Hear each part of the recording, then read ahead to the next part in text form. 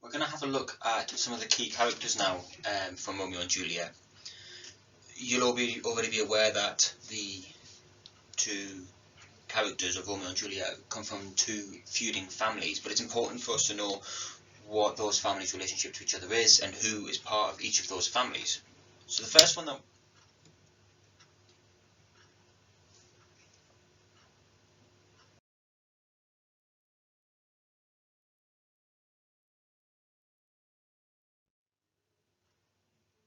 The first family that we're going to have a look at is the Montagues, primarily because they're a little bit easier to understand in their motivations. They're very based on their pride, on their sense of loyalty to the family traditions and wanting to just really do right by their own.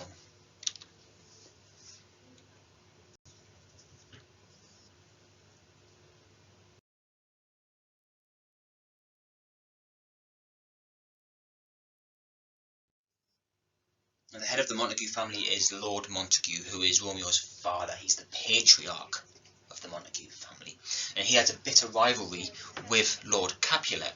At the beginning of the play, he's mainly concerned about Romeo's melancholy, Romeo's unhappiness around his love with a character called Rosalind, who doesn't really have that much of a big role within the play, but there is this whole miserable nature of Romeo, which is Montague's chief concern.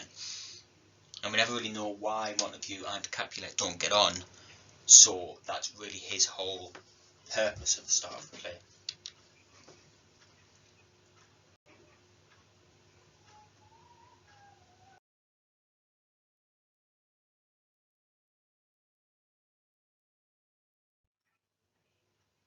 Lady Montague is obviously Romeo's mother. She's Montague's wife, and again, she doesn't have a huge role in the play. She actually just dies of grief when Romeo is exiled from Verona, and that's pretty much her starring part of the story. She's there, and then she's not, and that's pretty much it. To be fair, it's not very exciting.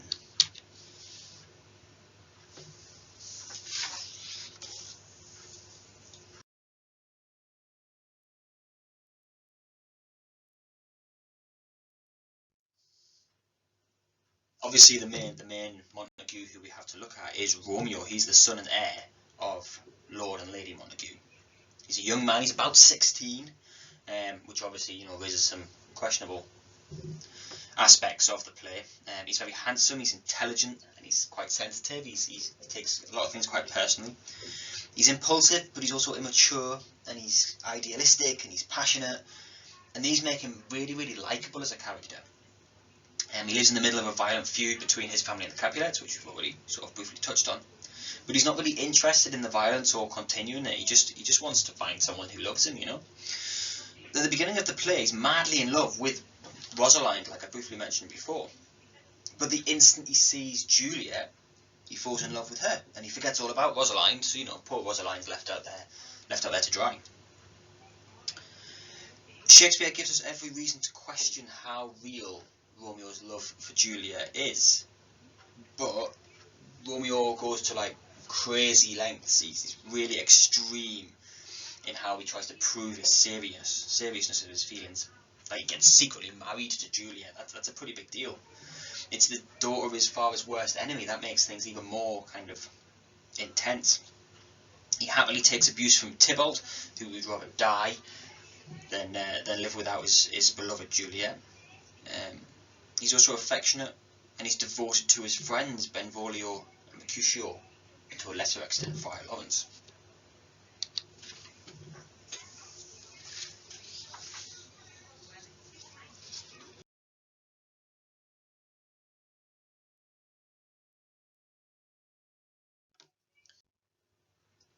Next up we have Mercutio. He's a kinsman to the prince. It means he's related to the prince. He's also Romeo's close friend. One of the most extraordinary characters in all of Shakespeare's plays. Mercutio's really, really interesting. He's really imaginative, he's really witty, and at times he's a bit strange. He has lots of satire, so he makes lots of jokes, and he's got a really brooding further. He's really passionate about things. He really wants to do things the right way and get things right for his friend Romeo. He loves wordplay. Again, he's very clever, especially about double entendres. If you're of a certain age, you'll understand what that is. If not, you'll come to it.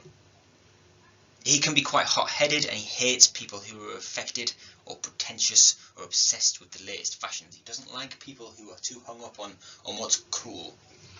He finds Romeo's romanticised ideas about love a bit tiring, a bit boring, and he tries to convince Romeo to view love as a simple matter of having a bit of fun. He's a bit of a lad's lad.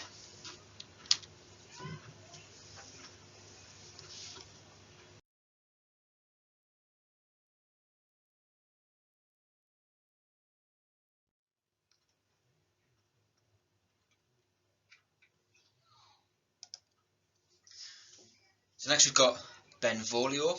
He's Montague's nephew. He's Romeo's cousin. He's a really good friend to Romeo, and he makes a genuine effort to stop the violence when the violence erupts in the public places. Mercutio accuses him of having a nasty temper in private, but we don't really have much evidence of that.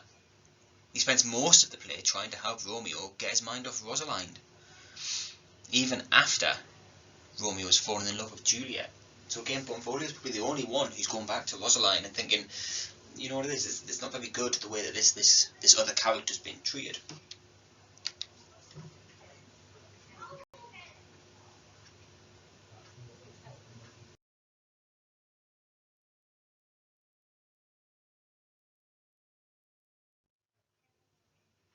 Okay, so now let's have a look at the Capulets. Obviously the Capulets have a little bit more of a complex relationship with the play, and they're a bit more in-depth in terms of their involvement in the play, and that's largely because of the setting of the play being around the Capulets' party and Juliet's balcony and all of those sort of places. And we've got some interesting new characters who weren't particularly in the short reading of the story that we went through yesterday.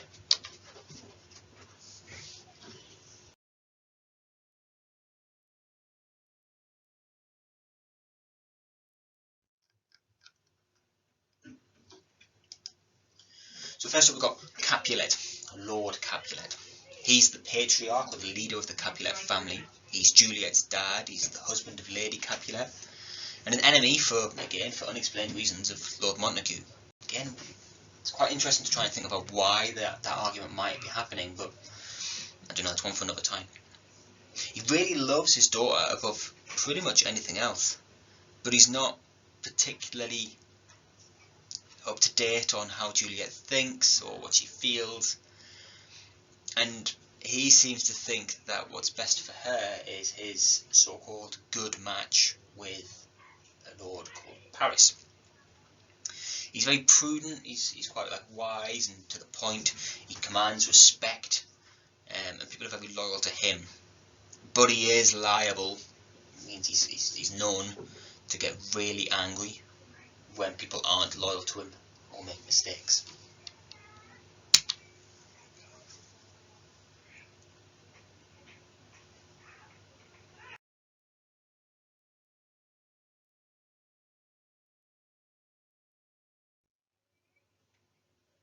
Lady Capulet is obviously Juliet's mum. She's Lord Capulet's wife.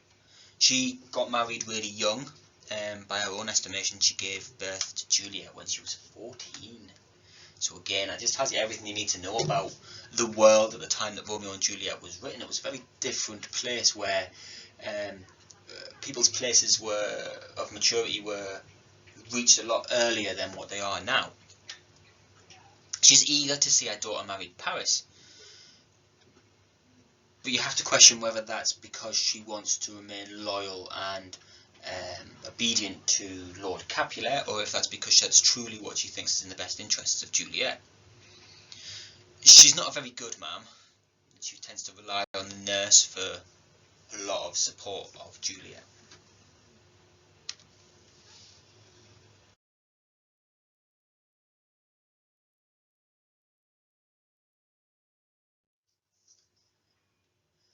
So then we come on to Juliet then. She's the daughter, obviously, of Capulet and Lady Capulet.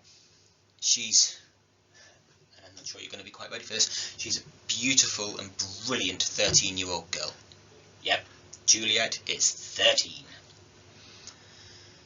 She begins the play as a bit of a naive child who thought little about love and marriage, but she grows up quickly when she falls in love with Romeo, who, don't forget, is 16.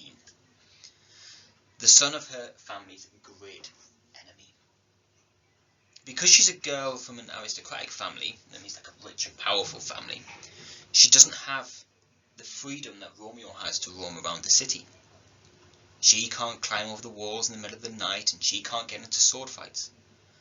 But she does show a lot of courage, a lot of bravery in trusting her life and her future to Romeo.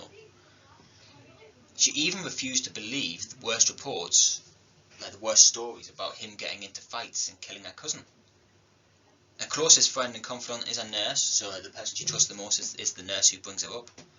Although she is willing to shut the nurse out of her life the moment the nurse turns against Romeo.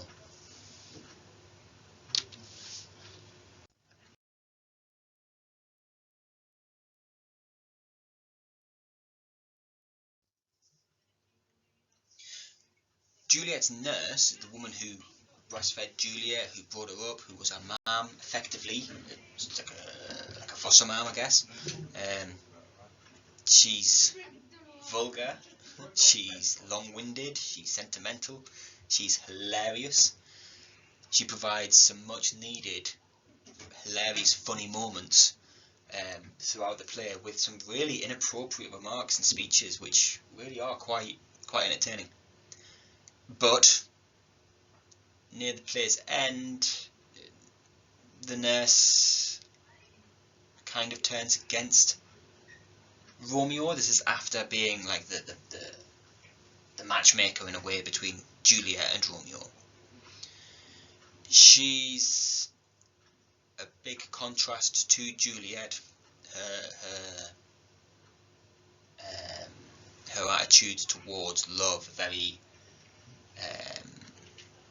sensual, as opposed to being idealistic like Juliet. The nurse believes that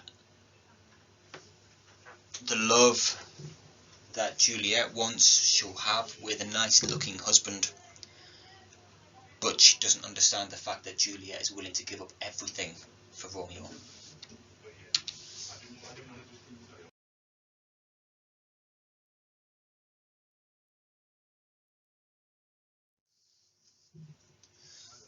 We've got Paris. He's a kinsman of the prince, so again he's related to the prince, and he's a suitor or a potential husband, boyfriend of Juliet, who is preferred by Juliet's dad, Lord Capulet. Once Lord Capulet has promised Paris that he can marry Juliet, Paris becomes very presumptuous, very controlling, very almost acts as if they're already married. So Paris is he's not a particularly nice character.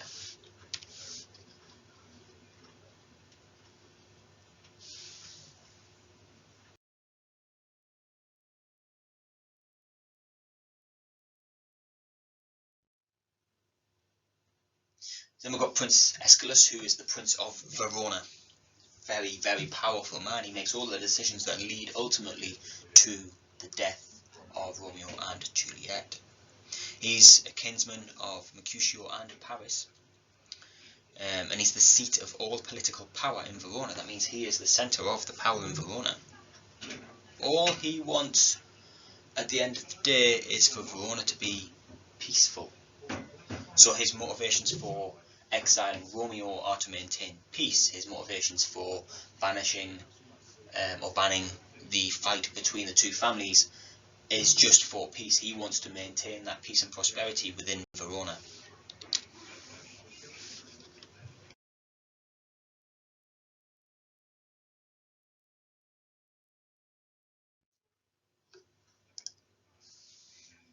Then we come on to Friar Lawrence. He's a Franciscan friar. That's a type of priest or a type of monk. He's friends with both Romeo and Juliet.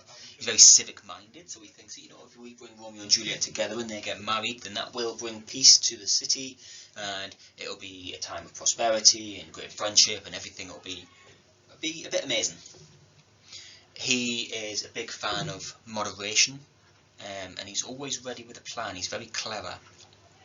He secretly marries Romeo and Juliet, so it's down to Friar Lawrence that they end up getting married, and he hopes that their marriage might bring peace to Verona.